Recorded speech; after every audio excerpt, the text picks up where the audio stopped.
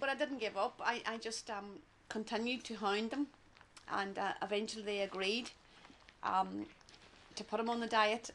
Resources at the Children's Hospital are often stretched to the limit. There are no dedicated epilepsy doctors or nurses in Northern Ireland.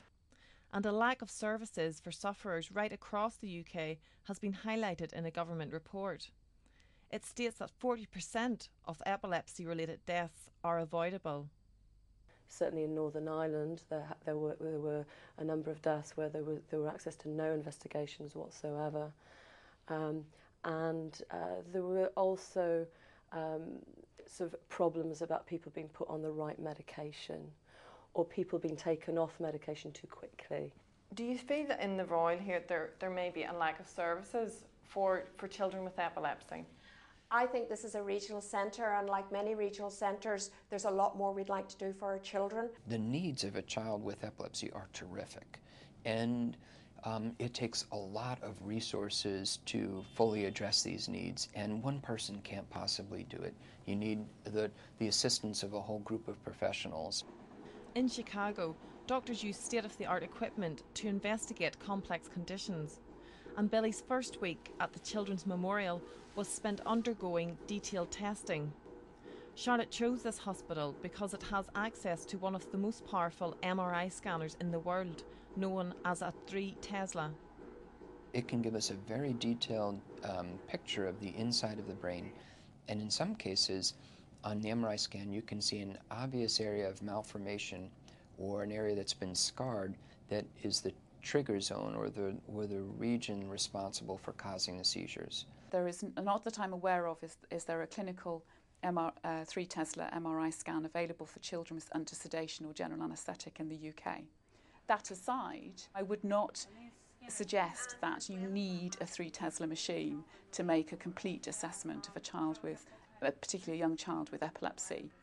Billy's family feel confident about the service he's now receiving. I think the treatment that they have received in Chicago is second to none, really.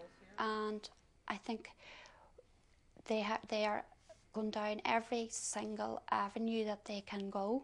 They're testing, they're doing all the tests that's possible to do. Whereas back here, I think that they just did not do that. Totally overwhelmed that for 18 months we sat at home where we thought there was no hope, and to come here to Chicago, and within like 3 or 4 days, I'm told there is hope, there are options for him, and hopefully we can save his life.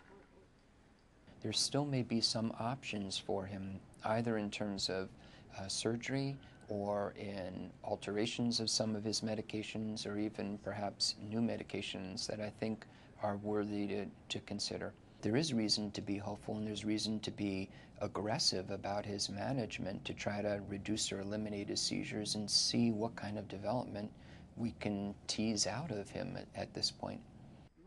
Remarkably, Billy hasn't had a life-threatening seizure in the 3 months since he arrived in America.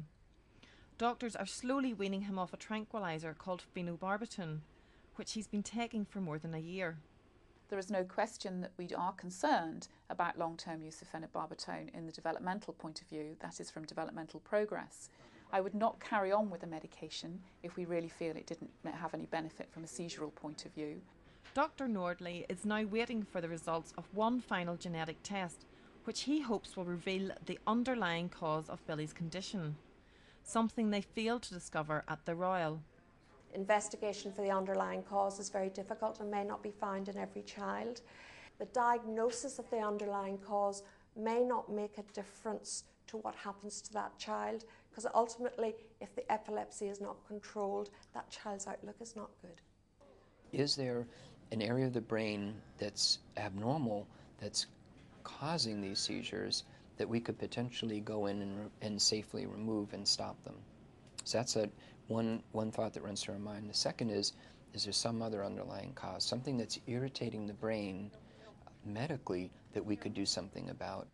If it's not surgery, he will then be using the genetic tests and the results of those to find Billy a drug that won't affect his learning, or his development, the way that the sort of drugs, the cocktail of drugs that he's on now.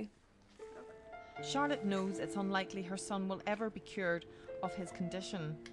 She also accepts that Billy will have learning difficulties, but she believes that if his seizures can be controlled, he has a chance of survival.